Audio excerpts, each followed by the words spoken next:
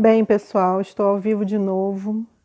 Estou chateada da vida porque vocês não vão ver aqui a primeira parte da live maravilhosa da Brenda salva, porque simplesmente tinha realmente travado o meu WhatsApp e não salvou nada. Isso já aconteceu com meu amigo Rodrigo Garcia numa live dele, sabe? E agora então eu não vou colocar o dedo em absolutamente nada, só vou aceitar a Brenda aqui de volta.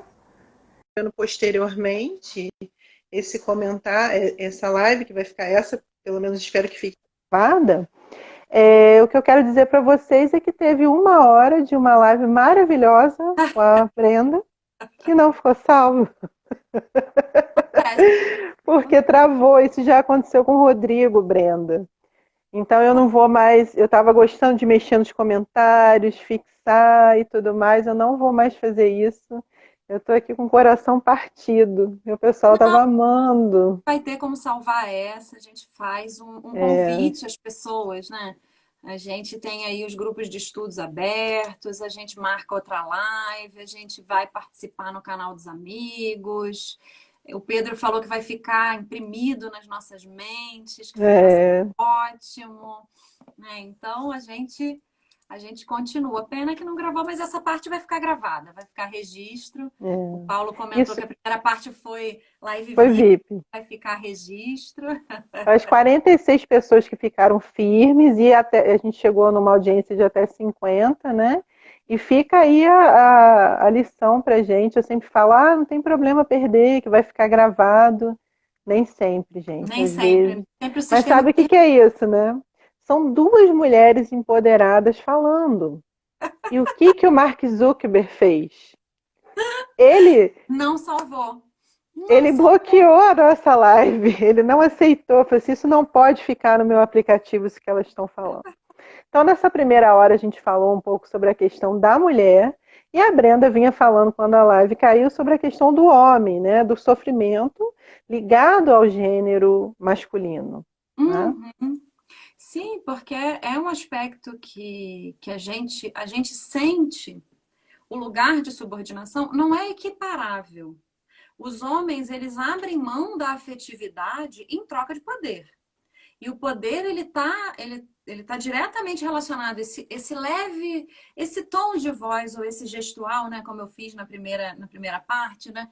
Você quer saber sobre isso? Esse lugar de autoridade, ele é um lugar usufruído pelos homens nas relações, né? Se a gente estiver num círculo de conversa com homens e mulheres, não é da experiência dos homens ser interrompido pelas mulheres. Eles não sabem muito bem o que fazer quando isso acontece. Já o contrário é muito, muito claro o que fazer, é calar, né?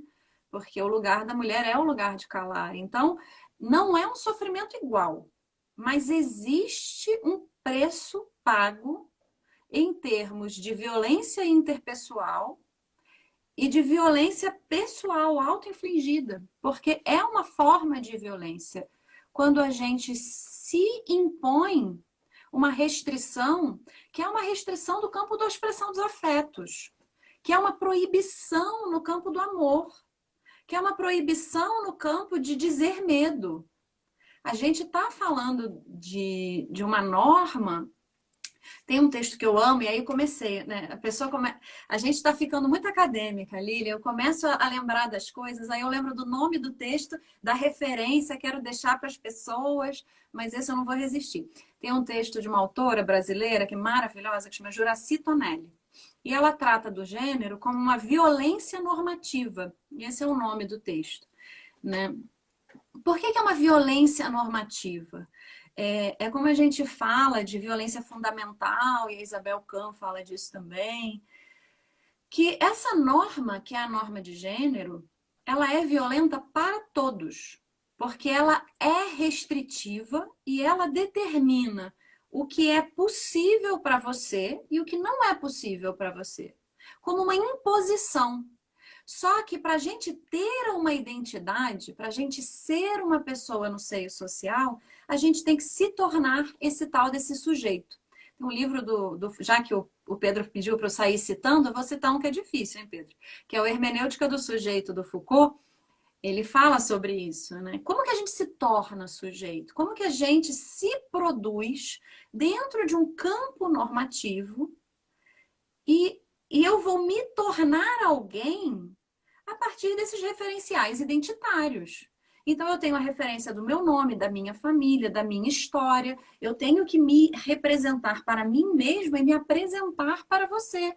Você, amiga, vocês, colegas, você, sociedade. Então, eu vou me sujeitar a essa norma. Porque não existe vida fora do campo normativo, não existe sujeito fora da linguagem. Então, a gente vai se. Eu vou me encaixar, mas nunca encaixa direito, sabe? O que que a gente tem? A vida ou a bolsa? A gente fica com a vida, entrega a bolsa. Algo se perde em possibilidades existenciais quando eu preciso me adequar, quando eu preciso fazer o meu papel de gênero. Porque senão eu não tenho lugar social, senão eu fico exposta a essa resposta, que é a resposta do corpo social, àquilo que sai da norma, que é a violência. A gente fala da violência da norma, e aí isso é uma piada horrível aqui em casa, que o meu marido tem uma amiga de infância que se chama Norma. E aí a violência da norma, consigo não lembrar, toda vez que eu digo isso, a gente fala da violência da Norma, que é a esposa da Zildene. Ele fala, a violência da Norma é a violência da Zildene, né?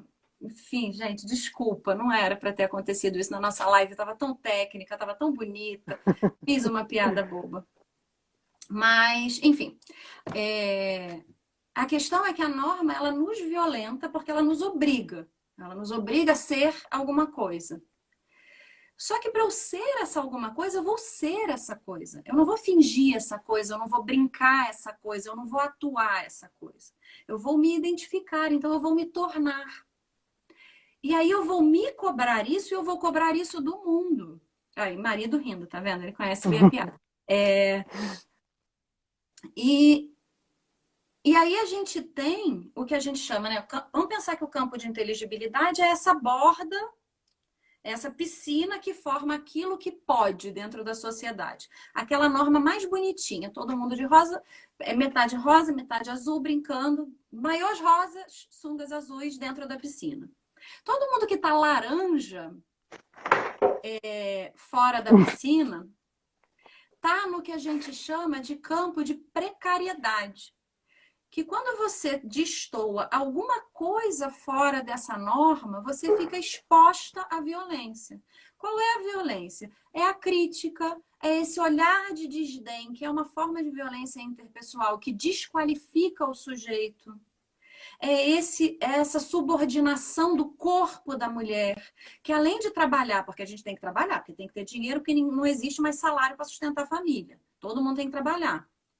Mas aí continua sendo coisa de mulher fazer a comida, limpar a casa, trocar a criança. Ai, mas criança só dorme em colo de mãe. Aí ela tá pedindo mãe, vai mãe. O meu é o celular, né? Alguém tá entregando uma criança para uma mãe. E aí a gente vai expondo a pessoa a esse massacre subjetivo, sabe? A esse pequeno exigir que ela se submeta. É um cotidiano submeta-se, submeta-se, submeta-se.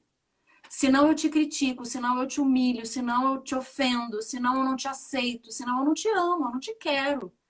E aí é quando a gente está falando de uma violência que está aqui no subjetivo, na falta do reconhecimento, eu não te deixo falar. E aí vai produzindo um efeito subjetivo. E isso avança para a violência física, para ameaça, para agressão. E não estou falando só entre homem e mulher. Estou falando entre homem e homem. Estou falando entre mulher e mulher. Estou falando da violência da homofobia, da transfobia. Estou falando de todas essas violências que não permitem ao outro ser do jeito que ele é. Porque eu não quero que ele seja.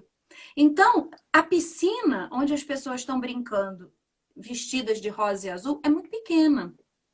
Porque para você conseguir fazer tudo o que tem que fazer para caber nessa piscina, você vai ter que ou você, né, assim, ou você encaixou no molde ali, ou você vai ter que fazer um esforço de sofrimento pessoal muito grande para se submeter. E é por isso que a gente encontra sistematicamente pessoas sofrendo de gênero, sim. porque a norma de gênero é muito violenta. Ela nos Mas violenta. sabe uma coisa que é interessante, né? Quando eu estava lendo essa citação de Foucault, eu estava lendo até num livro do poder da própria Judith Butler, né? Falando desse, para você ser sujeito, de alguma forma você tem que se assujeitar. Mas aí eu Uhum. fico pensando, né, até mesmo no que ela clama, nós temos que debater sobre gênero, né, que até esse espaço que a gente está fazendo aqui, todas as vezes, né, que a gente, eu acredito que você também faça isso, e eu também faço nas disciplinas que eu dou aula, que é contextualizar, né, esse sofrimento também no social, também no gênero, né, e a gente vê essa representatividade, eu acompanho, eu gosto muito de acompanhar canais do YouTube, a gente vê jovens falando sobre isso, a gente vê Sim, as pessoas no lugar de fala trazendo a discussão em vários lugares, na internet, nos espaços sociais. Então, quando a gente fala que o sujeito é o sujeito da linguagem, quando eu começo a questionar essa norma, e agora eu nunca mais vou esquecer da sua amiga, impossível, mas quando eu começo a questionar essa norma, eu começo a abrir novas possibilidades, né? A gente vê que isso se torna possível. Coisas que a gente ainda nunca viu, que outro dia eu até questionei quando eu estava conversando com o nosso amigo Rafael Luz, né, sobre a questão da transfobia e da homofobia, foi, por exemplo, assim, a gente nunca viu um professor universitário, por exemplo, da onde a gente espera um padrão dentro dessa piscina ainda mais apertado, né? Os alunos têm uma expectativa no suposto saber e com isso vem um padrão do que seria o comportamento, ter uma performatividade, né? Um homem, por exemplo, que fosse homossexual ou transexual, aparecendo, por exemplo, igual a Rita Von Hunt para dar aula, né? De drag. Isso nunca vi acontecer. E olha como isso seria interessante se um dia pudesse, não por, só para mostrar que as pessoas são diferentes, né? Não te torna menos pessoa, menos sério, ou menos profissional, você poder trabalhar no seu corpo, transformar o seu corpo em arte, né? Trazer a sua identidade. Uhum. Não É, sei, estou tem. viajando, né? Mas quando a gente fala, a gente começa a tornar isso possível, né? Sim, o Kennedy comentou aqui que ele ouviu outro dia em algum lugar uma pergunta: você vai deixar o seu marido fazer o próprio prato? Era alguma coisa assim, né? É. Eu tenho algumas coisas assim sobre. Eu sei que isso é um lugar de poder e é um lugar de controle do corpo da mulher, né? A mulher ficar sujeitada a todos os serviços da casa. Tem que fazer, porque o cuidado da casa é um cuidado que não tem fim. É um trabalho sem fim que ocupa o corpo da mulher na nossa sociedade. Então, a gente de vez em quando comenta aqui em casa que a gente não tem ninguém, a gente mesmo que dá conta da casa. Que a louça procria.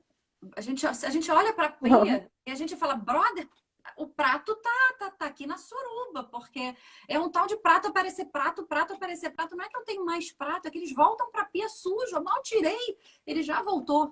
Então, esse trabalho miúdo é um trabalho de ocupação do corpo da mulher, né? E a mulher fica nesse lugar de servir ao homem.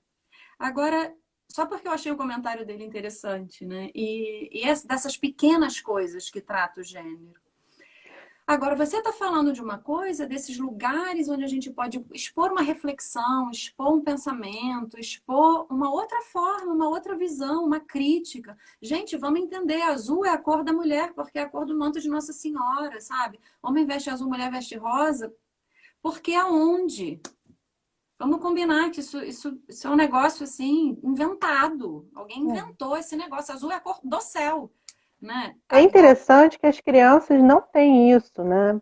Outro dia, numa aula sobre ludoterapia, eu fui mostrar alguns materiais do consultório para os alunos, entre eles uma casinha de boneca, né? uhum, E aí, depois que termina a aula, né? A gente está dando aula em casa, meu filho sobe e vê a casinha, né? Então, aí todo dia, quando terminava a aula, ele queria vir aqui, casinha, casinha. E aí eu dei a casinha para ele, a casinha tá lá aberta nas coisas de brinquedo dele. Ele tem 2 aninhos, né? E ele Para ele aquilo é um brinquedo, então ele pega os bonequinhos, é uma casinha muito legal para a fase dele, porque tem um banheiro com privada, então ele coloca os bonequinhos para fazer xixi, para fazer cocô, então é uma casinha que ajuda a gente até numa educação, que eu acho que em outros tempos históricos isso não seria possível, Não, eu imagina. entregar para o meu filho uma casa da Barbie. Nossa, você está criando seu filho como, né? Eu estou criando meu filho para ser uma pessoa que tem consciência do que é um toalete, do que é uma cozinha, do que é uma cama, e para isso esse brinquedo é extremamente útil, né? E aí, Inclusive no desfraude.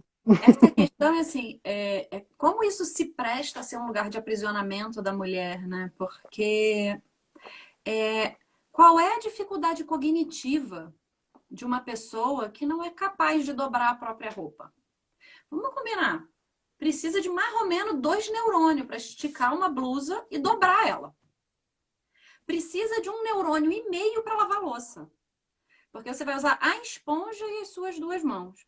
Agora, realmente não é que assim, isso é coisa de homem, isso é coisa de mulher.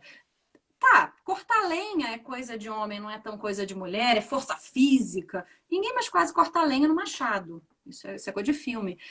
Então, o serviço doméstico ele fica para a mulher porque fica num lugar de aprisionamento mesmo.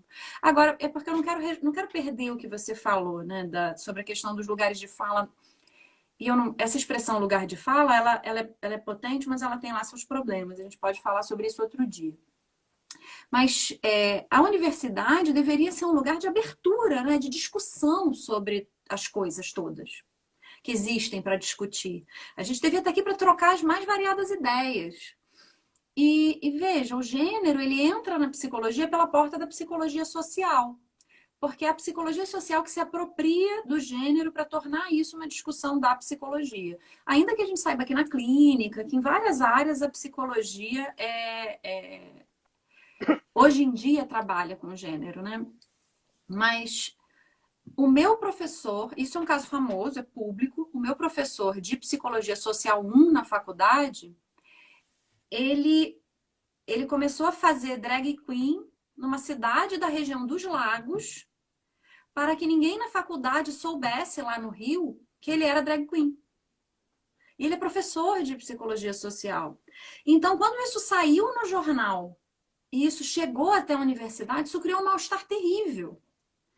Não por ele ser drag queen, mas pelo fato dele ter precisado ou ter sentido necessidade de esconder isso dos pares dele da psicologia social.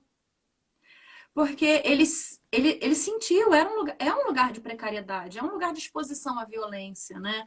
Ainda que seja a drag queen, que estava ali num show, né? Estava ali num lugar social de destaque. Então, a gente tem uma pessoa que discute essas questões, que trabalha com psicologia social, que está lá dentro da universidade, professor titular, numa universidade pública, e que, para poder expressar algo que é identitário, algo que é dele, ele foi para outra cidade a 3 horas de viagem. E ele fazia isso todo final de semana. E aí, quando vazou a informação, ele deixou o cabelo crescer. Mas foi a única coisa. E ele passou a fazer a sobrancelha. A gente viu que a sobrancelha dele estava mais desenhada e ele deixou o cabelo crescer. Mas ele continuava indo. E ele nunca tocou no assunto com ninguém, assim, talvez os professores mais íntimos, mas isso era de um mal-estar terrível, né? Porque quanto maior a autoridade social da pessoa, mais instável é caso ele desloque esses lugares, né? A gente tem muita dificuldade de aceitar aqui no Brasil essas mudanças, essas diferenças. Não é assim no mundo Sim, todo. Tem lugares em que a gente tem muito mais flexibilidade, muito mais tolerância do que no Brasil. Mas o sim. Brasil é um dos países mais intolerantes do mundo. A gente é o campeão mundial em assassinato de pessoas trans. A gente é o segundo país em desigualdade socioeconômica, distribuição de renda. O segundo pior, gente, não o segundo melhor, não. A gente é a gente está entre os top 5 violência doméstica contra a mulher do mundo. A gente tem um estupro a não sei quantos minutos no Brasil. A cada não sei quantos, acho que são 17 minutos, a gente tem um caso de estupro violento no Brasil. Então, a gente, em termos de violência de gênero, a gente demonstra a nossa intolerância, ainda que a gente não fale a nossa intolerância, a gente demonstra ela de forma extremamente contundente nos corpos das pessoas. E Sim, aí, quem tem uma posição exposta tende a se esconder mesmo. Esse sim. processo que a gente viu aí, o Laerte, né, o caricatunista, ele é ilustrador, né? Ele não é caricatura que ele faz Ele faz charges, tirinhas, ele é charge, cartunista. isso. É isso? Acho que é. Isso, que ele Eu não transicionou, vou né? poder, deixa eu só fazer um comentário. Eu não vou mais poder ver se alguém vai explicar o que o Laerte é, porque eu não toquei em nada. E Ai, é adivinha o que aconteceu? novo. Será que a gente não vai conseguir gravar outra vez? Gente, por favor, quem estiver assistindo, printa a gente sorri. Printa a gente, Faz print da tela, gente, por compartilha. Só pra... favor, porque o da Lídia Cara, eu não apertei nada. É uma perseguição porque é uma live feminista. Isso é uma perseguição. é. E sabe que outro dia eu estava dando aula sobre gênero e a aula travou também? Tá vendo? Esses sistemas virtuais. A única aula minha nesse semestre onde a internet caiu foi na minha aula que eu dei na educação física, né? Saúde, gênero e sexualidade. Tá E vendo? caiu exatamente, acho que num dia que a gente estava falando de um assunto similar ao que a gente está conversando hoje. Vamos Então, tentar não ter realmente, conspiratórias. tem, Vamos só tem tentar. aí alguma coisa, sei lá. Eu estou frustradíssima com isso, que eu queria tanto deixar gravada essa Mas, pérola. Vi mas você apresentando na Semana da Psicologia. Falei assim, poxa, se eu tivesse um celular que tem memória, eu teria gravado. Agora, tá bom. Vai ter que tamo fazer a junto. terceira Mas live. a gente marca mais. Mas o que eu estava pensando sobre o Laerte, assim, como esse lugar social de exposição coloca a pessoa diante de tantas pressões, né? Que eu vi uma entrevista com ele que quando ele começou a transicionar, primeiro ele fez crossdresser, aí ele começou a Sim. travesti, e aí ele fez o processo de transexualização, né? Eu não sei que parte, se ele parou, se ele fez todo o tratamento, se ele fez, eu não sei como é que tá a vida dele, Eu porque acho que não. Ele não fez nenhuma ele não fez cirurgia de a transexualização, redesignação. a Não. redesignação. E aí ele comenta numa entrevista que ele deu que as pessoas não perguntam mais sobre o trabalho dele. A única coisa que importa sobre a vida dele, a partir do momento em que ele passa por uma mudança de gênero, é isso. E tem uma professora australiana chamada Raewyn Connell. Ela já está na aposentadoria, já está trabalhando só na pós, porque ela já tem alguma idade, e que ela se chamava Robert Connell. Ela é autora do livro Masculinities, que é um dos livros mais importantes do mundo sobre masculinidade. E ela trabalhou com pesquisa com homens. E quando o Robert ficou viúvo, ele foi casado, ele tem filhos, ele decidiu então fazer o processo de transição de gênero. E aí ele fez durante alguns anos. Ele se tornou viúvo bem cedo, ele perdeu a esposa bem cedo. E aí a Raewyn é um nome que é um nome redesignado, né? E ela é uma professora, ela continuou pesquisando o gênero, continuou publicando, já veio ao Brasil algumas vezes, mas eu vi uma entrevista com ela lá na UERJ e ela fala uma coisa que é interessante, que ainda que ela discuta gênero nacional, internacional, as políticas migratórias, e tem uma discussão abrangente, interessantíssima, sempre que ela abre a possibilidade de perguntas, alguém pergunta sobre o processo de transição. E Sempre. uma coisa importante para a gente falar para quem está assistindo para a gente, que é uma confusão que as pessoas fazem, né? Eu vi muito quando eu dei essa disciplina esse semestre, é que você não precisa passar pelo processo de transição, pelas transformações físicas, corpóreas, né? Ou seja, Uhum. fazer uma cirurgia de redesignação ou tomar hormônio para você se considerar num gênero. Um bom exemplo disso é a cantora Lineker, né? Vocês devem conhecer.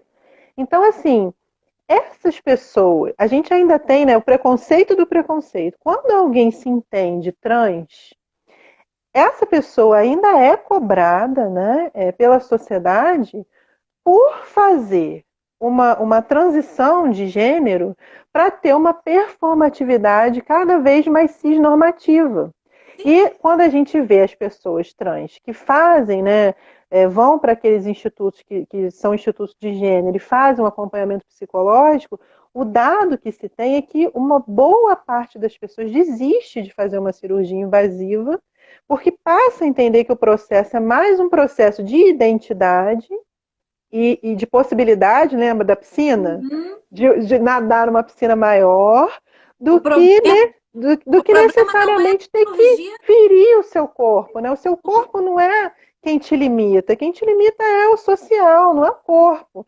Então, assim, é possível ter uma mulher de pênis? Sim, como é possível ter um homem de vagina? Como é possível a gente ter, né, o que antigamente, que fica no imaginário, né, que antigamente era chamado de travesti, né? Muitas mulheres trans que não se hormonizam, mas que, enfim, fizeram uma cirurgia, colocou seio, enfim, ou se veste de mulher, ou homens trans também. Então, é importante esclarecer para as pessoas também isso, porque as pessoas que têm essa compreensão de não se encaixar no gênero que nasceram, né, elas são. A gente falou da violência. A gente já, né, nessa live, a gente está indo em várias fases, vamos para 5 horas de live. Falamos das mulheres cis, falamos dos homens cis, agora pulamos para os trans, que são realmente as pessoas que mais sofrem violência, né? Justamente, eu acho que tem a ver com aquilo que você estava nos explicando, né? Porque coloca a nossa, como é que é? As nossas questões, né, totalmente. A presença daquele outro produz um questionamento sobre mim. E aí, por isso, provavelmente, essas pessoas são sempre questionar. E a vida de quem é trans é responder sobre isso, né? E aí, Uhum. perguntas difíceis, né? Hoje em dia acontece muito da pessoa se entender no gênero, né? Num gênero diferente do que nasceu e ser casada. Aí a pergunta é, e agora? A sua esposa, ela é lésbica ou hétero? Quem namora pessoa trans, sabe? Sim, como se Eu essas tenho uma categorias, teoria, tinha que acabar de colocar as pessoas em caixa. Quem está aí é para dizer isso? como se essas categorias fossem mais importantes do que o afeto que une aquelas pessoas. Né? Aquela relação entre aquelas pessoas é uma relação marcada pelo afeto, marcada pelos conflitos, marcada por tudo que marca uma relação, pelo patrimônio, marcada pelas coisas que acontecem numa vida, ao longo de uma vida. E aí parece que esses marcadores, né? E são marcadores tão datados. A homossexualidade só é uma categoria de identidade há uns 300 anos, 200 anos. Foi quando nomearam a homossexualidade. Ela não era uma categoria de identidade. Ah, mas aí as pessoas não eram homossexuais? Sei lá o que elas eram. As pessoas faziam sexo com pessoas nascidas com corpos semelhantes ou com corpos diferentes. O que são corpos semelhantes e corpos diferentes? Bem, altos, baixos, pequenos, gordos, magros, não, também são dissemelhantes, né? Mas aí a gente está falando de convaginas e compênis. Os convaginas para um lado, os compênis para pênises para os outros lados. E as pessoas faziam sexo com pessoas. Em algum momento da história do Ocidente, o que determinou o interesse sexual é o que a gente nomeia, né, em português, como belo. O belo como um atributo além de estético, de beleza, que também falava de um bem viver. Aquela pessoa que eu admiro, que é bela no caráter e no físico. É aquela pessoa que eu desejo. Não tinha a ver com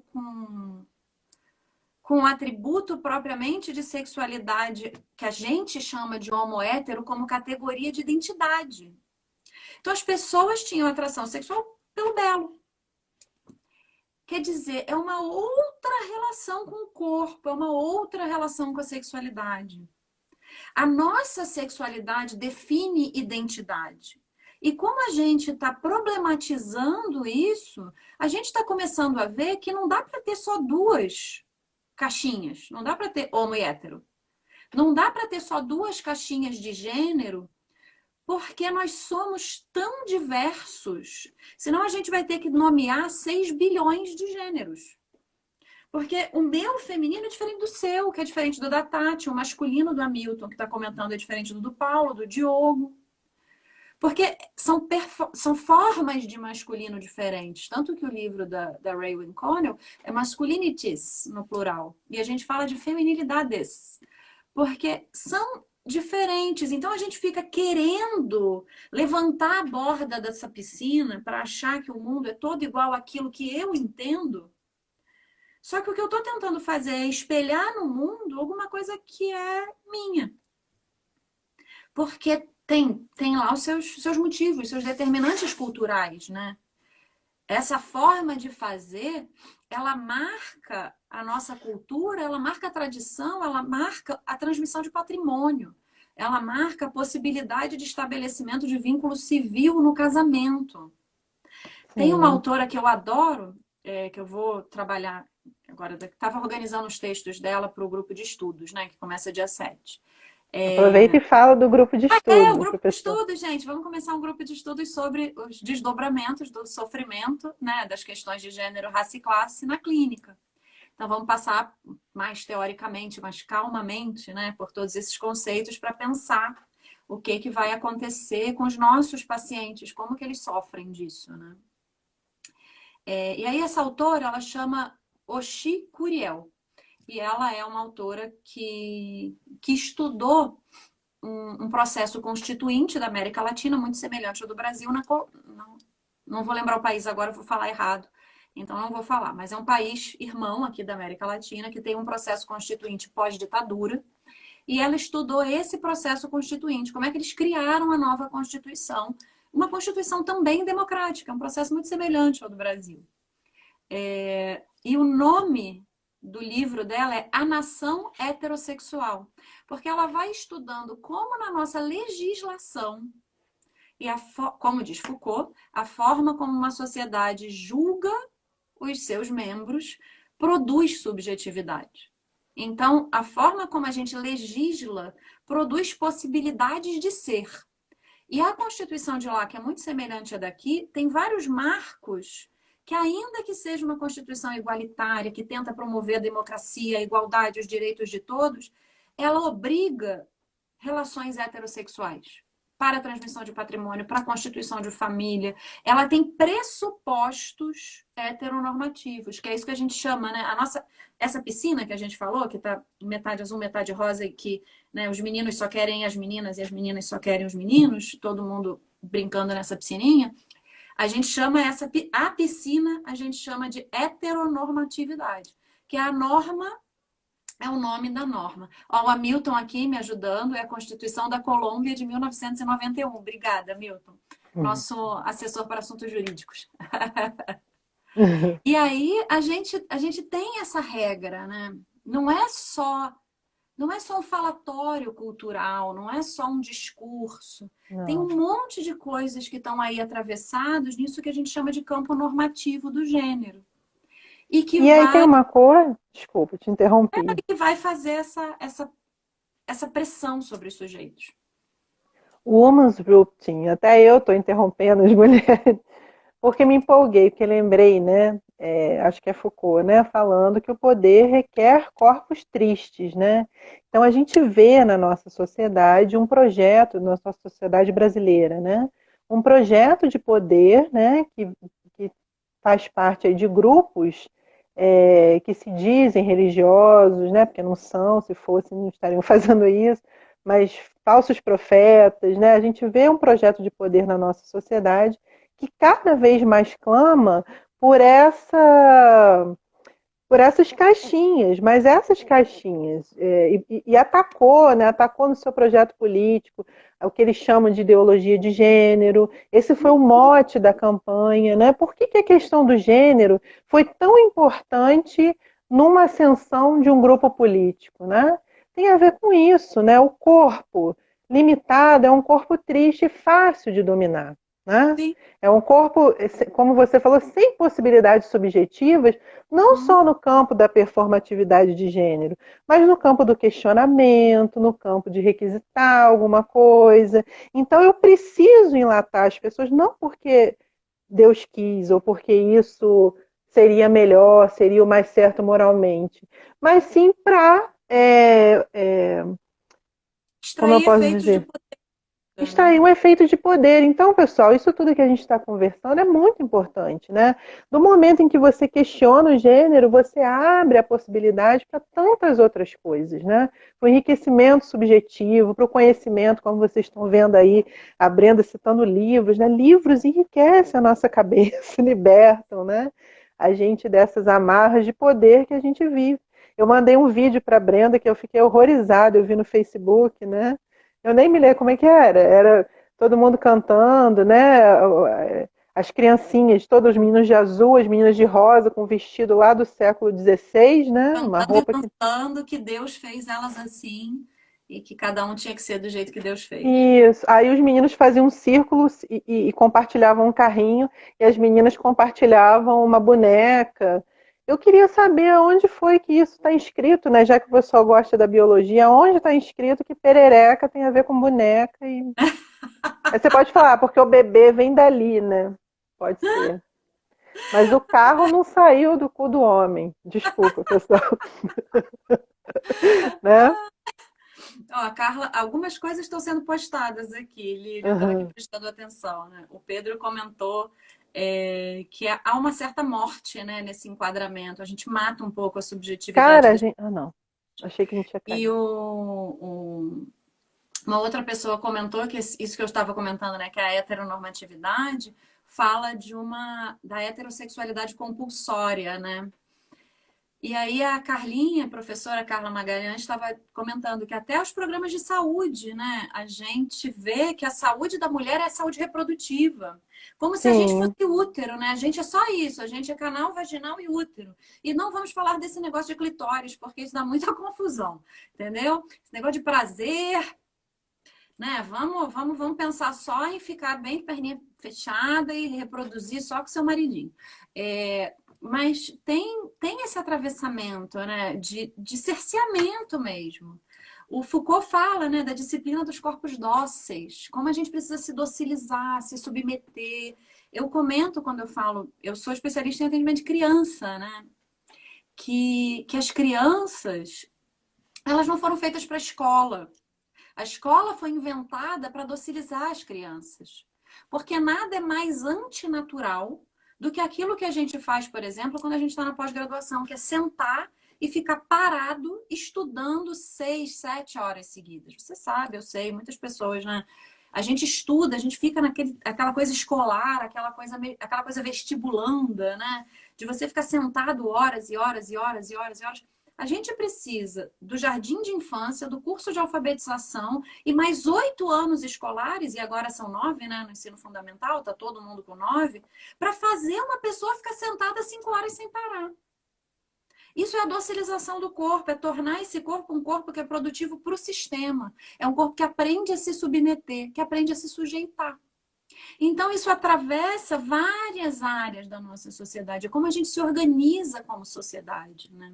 E eu acho que isso realmente é uma coisa muito importante. Agora a gente já está indo para o final da nossa segunda live, né, Lília? Isso. Eu queria agradecer super o seu convite e dizer que a gente marca outra. A gente reúne os comentários, reúne as perguntas, e aí a gente dá um tempinho, porque eu sei que você tem outras coisas agendadas, mas a gente volta a conversar. Chama os nossos amigos para continuar esse papo delicioso. Brenda, muito obrigada por ter aceitado meu convite, né, para essa live. E agradeço aqui publicamente também. Muito obrigada por ter aceitado participar de tantas parcerias que a gente tem feito na vida, né? A sua presença na minha vida é ouro, Ah, você né? na Você minha. é muito preciosa. E, pessoal, realmente a gente tem aí uma programação de lives, tá? Agora sábado a gente vai ter uma live falando um assunto muito importante também, que é sobre a questão trabalhista agora na pandemia, com a professora Paula Farsum, do Direito, né? Então, assim, é uma live que muitas pessoas têm dúvidas, né, sobre isso. A relação com o trabalho mudou, muitas pessoas estão sofrendo assédio moral, então é um assunto importante. E depois, na outra semana, né, na semana que vem, nesse mesmo horário, a gente vai ter uma live com a psicóloga Lila Tatiana sobre intervenção precoce, né, Hum, na psicanálise. Então, é outro tema também. Só convidados preciosíssimos passando por aqui. Eu fico muito honrada com a presença de vocês e com a sua. Tô triste, assim, porque eu não pude gravar, né? Mas que bom que todo mundo pôde estar aqui nessa audiência grande que a gente teve hoje, né? Obrigada, Brenda. Gente, obrigada a todo mundo, obrigada a você de novo. A gente deixa a gravação para a próxima vez. Um beijo. Beijo, tchau, tchau.